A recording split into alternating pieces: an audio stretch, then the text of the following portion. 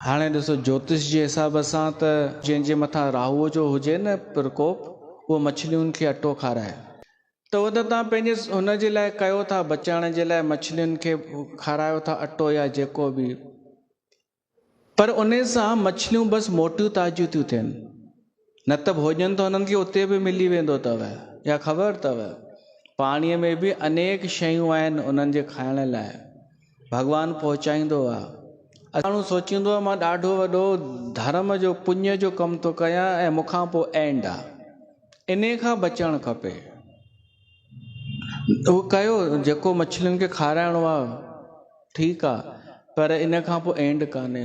अच्छा ॿी ॻाल्हि, ही जेके नदी तालाब में असां गुल परवान कंदा आहियूं, छा इहो सुठो आहे? छा इहो पुण्य जो कमु आहे? छा गुल विझण या जेके बि शयूं सामग्री वञी बचंदी आहे, इन सां पाणी दूषित थींदो आहे, ख़राबु थी वेंदो आहे, ऐं उन सां मछलियूं बि मरी वेंदियूं आहिनि या बीमार थींदियूं आहिनि, ऐं उहो पाणी असांखे ई पीअणो पवंदो आहे। त इहे धर्म जा कम कोन्हनि, इहे पुण्य जा कम कान्हनि कि हार फूल गुल फूल विझूं पाणीअ में ऐं चऊं मां वॾो कमु कयो आहे। अच्छा ॿी ॻाल्हि, जोति पाणीअ में परवान कबी आहे छा? जोति जिते बि जॻाइबी आहे उते ई जेॾी महिल पूरी थी वेंदी आहे, पोइ उते ई विसामी पूर्ण थी वेंदी आहे।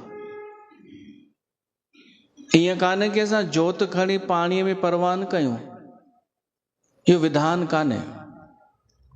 हा, हरिद्वार में जेको दोने ते रखी करे ॾीओ विझी असां परवान कंदा आहियूं, उहो पितरनि जे लाइ, या गंगा माता जी आरती उतारण लाइ उन जे अॻियां जोति ॿारबी आहे, उहा बि ॿी ॻाल्हि आहे। पर असां जोति जॻाई आहे किथे ॿिए हंधि घर में, उहा उते परवान थोरी कबी आहे।